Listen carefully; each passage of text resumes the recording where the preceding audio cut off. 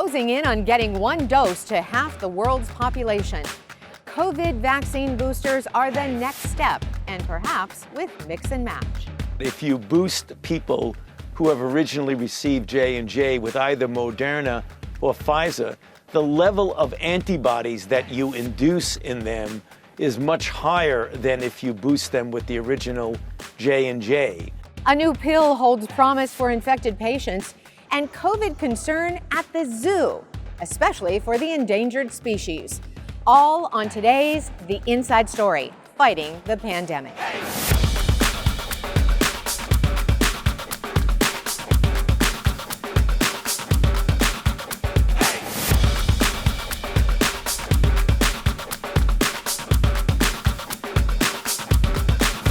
Hi, I'm Carolyn Pursuti, reporting from a windy Washington, D.C. at the Department of Health and Human Services. Improving the health, safety, and well-being of America is the motto of HHS, charged with decision-making about the pandemic. Much of it happens right here, on the 7th floor of this building, in the offices of the Assistant Secretary for Health. More than 730,000 Americans have died from COVID-19. Worldwide, we're closing in on 5 million COVID-related deaths. But vaccines and other treatments are helping the worldwide battle against the virus. These pills carry hope for those who catch COVID. The drug manufacturer Merck says molnupiravir prevents the coronavirus from multiplying. Taken early, clinical trials show the pill reduces the risk of hospitalization or death by half. And it's easy to use. They could go to their pharmacy and take their medication the way they do other medicines. If the Food and Drug Administration approves Merck's request for emergency use, the pills could be available in the U.S. before the end of the year. The company plans similar emergency use applications worldwide. But financing and distributing this drug and other treatments, including vaccines, to underdeveloped parts of the world remains a challenge. The U.S. has pre-purchased 1.7 million courses of the drug. To help get the drug to the rest of the world faster, the Bill and Melinda Gates Foundation is putting up $120 million to push makers of generic drugs to produce Merck's drug for developing countries. Money is at the heart of any COVID treatment. Dr. Caleb Hernandez is an emergency room doctor who also researches COVID drug discoveries. He says 3 other drug treatments have been studied, including one that rivals Merck's claims for molnupiravir. He says they lack the financial backing to seek FDA approval. Our government isn't set up to spend the $500,000 to do these studies.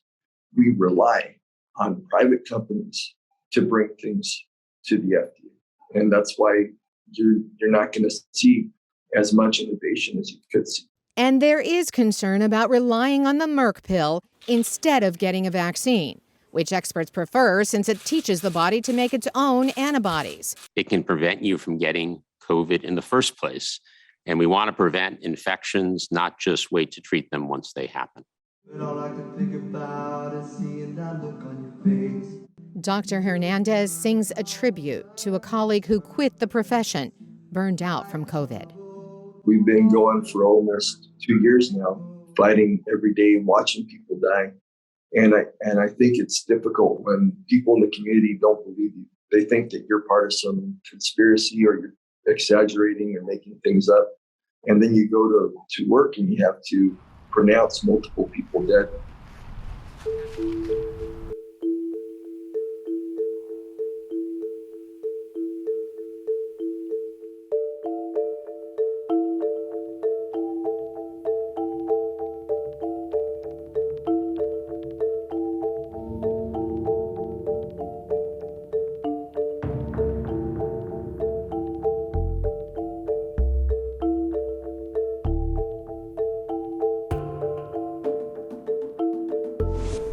The World Health Organization endorsed the world's first ever malaria vaccine this fall. The move marks a major advance against the mosquito-borne illness, which annually kills more than 260,000 children across Africa. VOA visited one father in Nigeria who is hoping to get his family vaccinated as quickly as possible, as Timothy Obiezu tells us in this report. Beatrice Yusuf's 3-year-old daughter and grandson recently came down with malaria. He says the mosquito-borne parasite that causes the disease is all too common at this Abuja camp for internally displaced people. And we entered to bed, all is well, everybody well. But toward midnight, I heard him shivering, as I thought his body very hot. So I woke him up. Yusuf took the children to a local dispensary, bought some anti-malaria drugs, and is now administering them at home. More than 90% of malaria cases and deaths worldwide occur in Africa, according to the World Health Organization. Nigeria accounts for more than a quarter of the fatalities. Children under 5 years old and pregnant women are mostly affected. Last week, the global health body endorsed the rollout of the world's first malaria vaccine, Mosquirix, after more than 3 decades of development. WHO Director General Dr. Tedros Adhanom Ghebreyesus said the vaccine could potentially change the course of public health history. Walter Kazadi Mulombo is the WHO representative in Nigeria. You know, before the vaccine could be introduced in the country, it has to be cleared by NAFDAC for the case of Nigeria, and there are steps to be taken so that the country could approve the vaccine so that the introduction could start. Some 2.3 million doses of the vaccine were administered to children in Malawi, Kenya, and Ghana during a large-scale pilot program that began in 2019. The WHO says the vaccine could help prevent 4 in 10 cases of malaria, but Mulombo says widespread availability may prove difficult for now. There may be some supply issues, so it may not be in the quantity we require to reach all those that we need to reach, but we understand that GSK, with the manufacturer, is working already with some African countries to decentralize production. The new vaccine will not replace other malaria preventive measures, says Abuja health official Ndayo Iwat. So if you don't combine it with sleeping under the long-acting insecticidal nets and also taking care of the environment, taking care of puddles and where the vectors can breed, then you are more likely to continue to have the scourge of malaria in this country. Pharmaceutical giant GlaxoSmithKline says it will manufacture about 15 million doses yearly, but experts say at least 50 to 100 million doses will be needed every year in areas with moderate and high transmission. In the meantime, Nigerian parents like Yusuf are hoping to get their children vaccinated as soon as possible. Timothy Obiezu for VOA News, Abuja, Nigeria. About 58% of the U.S. population has been vaccinated. That means 2 shots of either Moderna or Pfizer or 1 shot of the Johnson & Johnson vaccine. Now work is underway for booster shots to maintain protection against COVID. People may be able to choose which shot to get as a booster.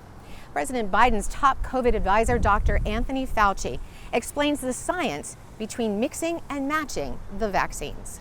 If you boost people who have originally received J&J with either Moderna or Pfizer, the level of antibodies that you induce in them is much higher than if you boost them with the original J&J.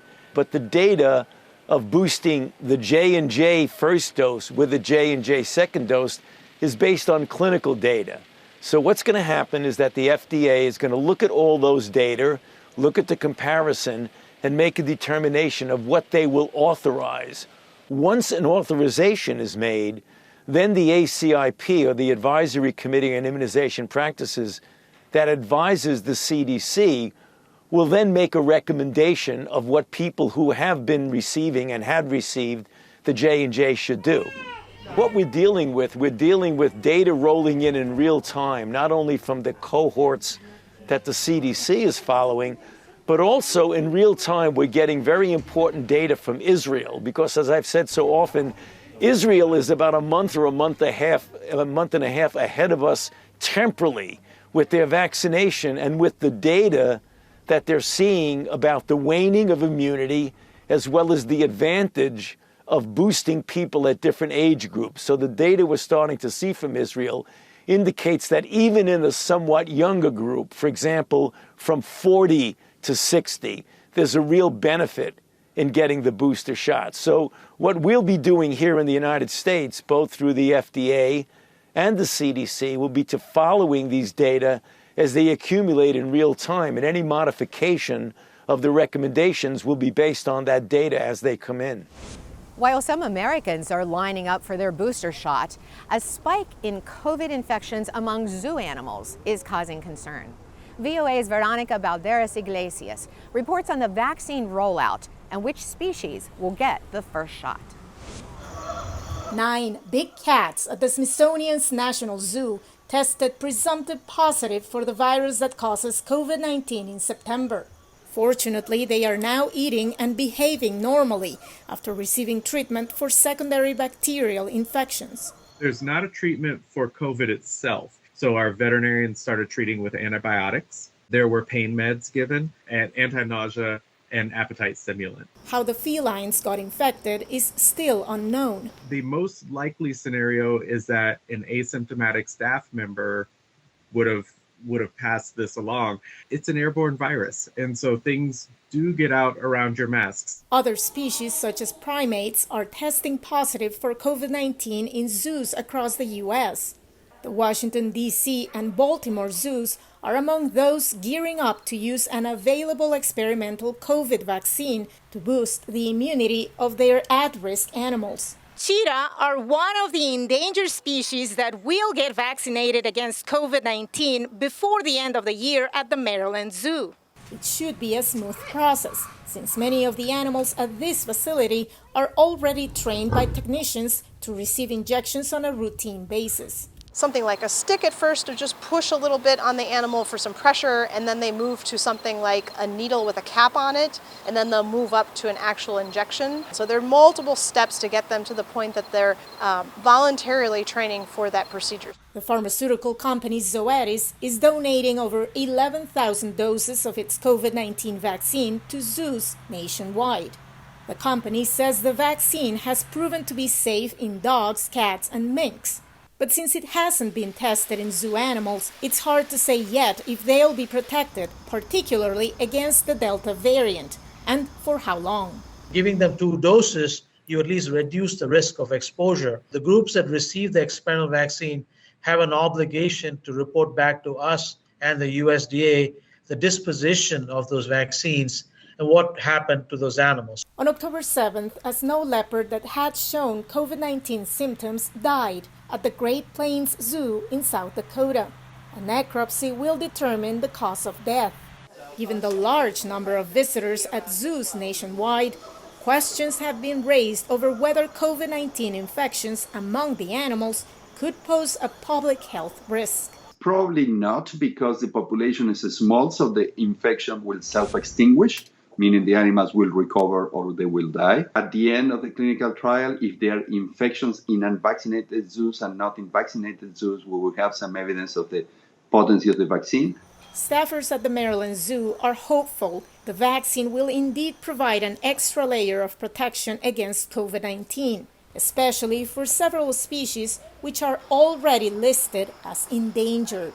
Losing an animal in a zoo, there's always an impact. They're valuable to the breeding programs, they're valuable to the troop that they're in, the group that they're in, so obviously it would have a big impact on us. Veronica Balderas Iglesias for VOA News at the Maryland Zoo in Baltimore. Just a few blocks from here is the National Mall, a beautiful expanse of green space. Earlier this month, that green space was dotted in white to commemorate the hundreds of thousands of Americans who died of COVID. Amy Hybels goes inside the exhibit and the artist's motivation to create it.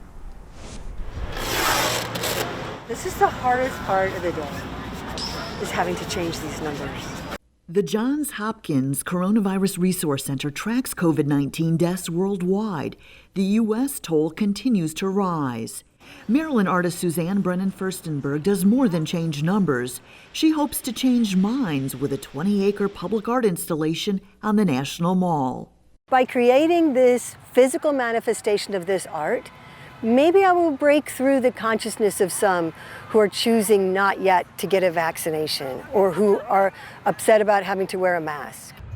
Furstenberg and volunteers from a local landscaping company spent 3 days planting more than 600,000 white flags near the Washington Monument. I've been a hospice volunteer for 25 years, and I wanted to help reclaim the dignity of each person who has died in the United States from COVID. Say goodbye to where you've been and tell your heart to beat again. Sharonda Johnson sings in honor of her late father, retired Master Sergeant Kevin Taylor of Dover, Delaware. Johnson says her dad died of COVID-19 last year on August 17th. The night she was invited to sing on the Mall, September 24th, would have been his 65th birthday. I wanted to be here to process my own grief, but also to help other families who are hurting figure out, how do we rebuild? How do we put our worlds back together? Amber Spencer is mourning the loss of her friend Brene Whatcott, a young wife and new mom from Fort Smith, Arkansas. According to her family, Whatcott, who had contracted COVID-19, gave birth by cesarean section in August. She died soon after seeing her child for the first time while in hospice on September 23rd. They brought her baby, India, in to meet her, to say hello and goodbye at the same time. Whatcott, who was only 28, had lost her father to COVID-19. His flag is planted right next to hers. Spencer says the number of flags displayed helped her to comprehend the magnitude of loss. I feel like we should trust the people who dedicate their lives to studying infectious diseases and believe what they say and listen to what they say to help stop the numbers from rising. More than 3,000 flags have red stickers, signifying the loss of a healthcare provider. This is wonderful, just to come and have a moment and just remember. Shama LaFavor says dedicating a flag on the National Mall in honor of her dad, Yogi Dumera of Arlington, Virginia, is important for her daughter. I wanted her to understand what all this meant and what the last 7-8 months of our lives have really meant, kind of grieving and going through all this. Born in India, her father moved to the U.S. where he raised a family and opened a restaurant. He survived a heart transplant, but lost his battle with COVID-19 on December 30th. I'm going to take a photo to send back to the hospital. The interactive exhibit gave families the opportunity to write personal messages for loved ones.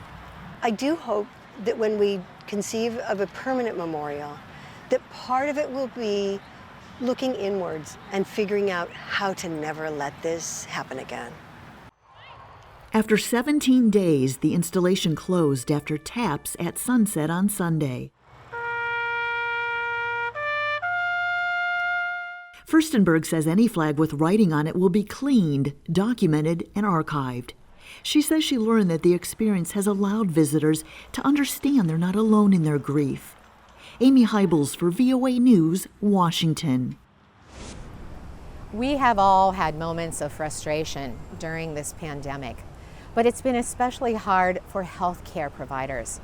VOA's Anna Rice has a story of one nurse and her heroics on the front lines and behind the scenes. When the coronavirus pandemic hit the U.S., ICU nurse Harper Chen dedicated her time to helping her community in Arlington, Virginia, even after long, exhausting shifts. I was scared, and I thought, let me fight my fear with facts. Let me find good information to share, and that way not only can I conquer my fear, but I can help educate others. Harper Chen became an active member of a local Arlington Facebook group, where she shared news and updates about the new coronavirus and fought disinformation. Her efforts got the attention of local residents who nominated her for Arlington County's Community COVID-19 Hero Award. Arlington has done such an exceptional job in demonstrating that resiliency and banding together to take care of one another. I mean, like I said, the 122 nominations, and you can see there's at least 3 or 4 people who have just gotten dozens of nominations, including Lee Harper Chen.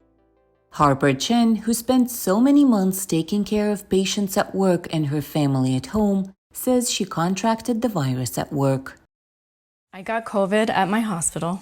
I did not get it from a patient. I got it from another nurse. That was a scary time. I had to isolate away from my 2 little children for 22 days.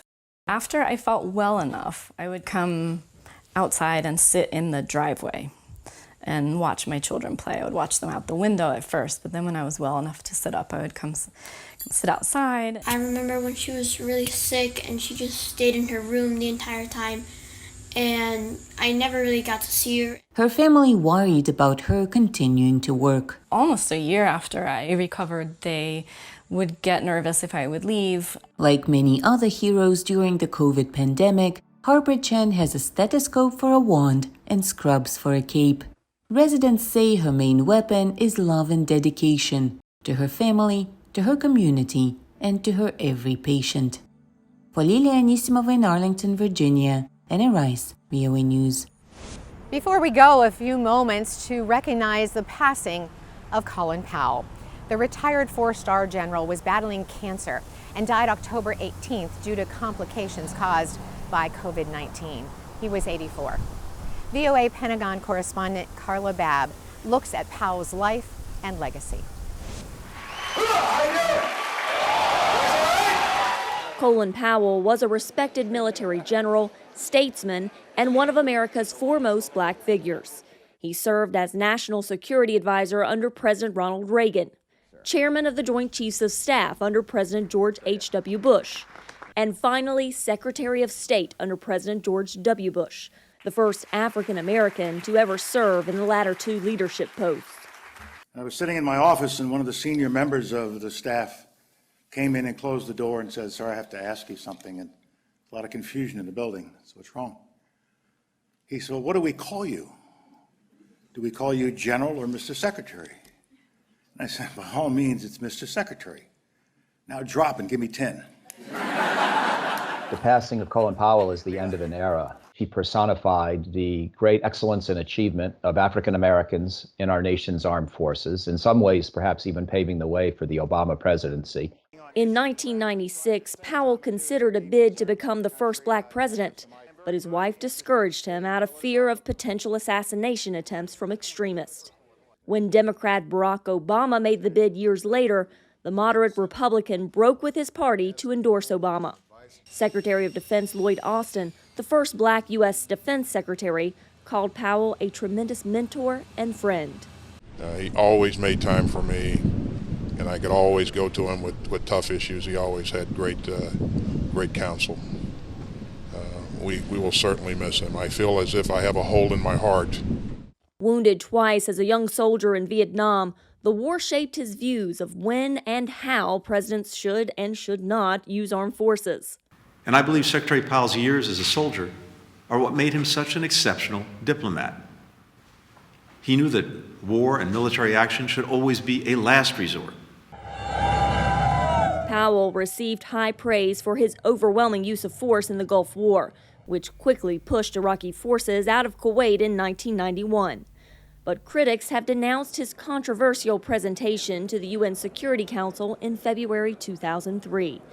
Powell made the case for the invasion of Iraq during the George W. Bush administration, citing Iraqi weapons of mass destruction that were never found. The facts in Iraq's behavior demonstrate that Saddam Hussein and his regime have made no effort to disarm as required by the international community. That's probably the major blemish on his record, but it really wasn't only his blemish, it was the whole intelligence community. I think there are 13 different intelligence agencies, and 12 out of 13 said Iraq has weapons of mass destruction, and he studied and then he came to agree. They were all wrong. Even Powell later called the presentation a, quote, blot in his career. Today, Republicans and Democrats alike uphold him as a man of honor and a patriot to the end. Carla Babb, VOA News, The Pentagon. That's all for now. Follow me for COVID and other news on Twitter @CarolynVOA. Connect with us on Instagram and Facebook @VOA News. And stay up to date online at voanews.com. For all of us here and behind the scenes at VOA, I'm Carolyn Pursuti. See you next week for The Inside Story.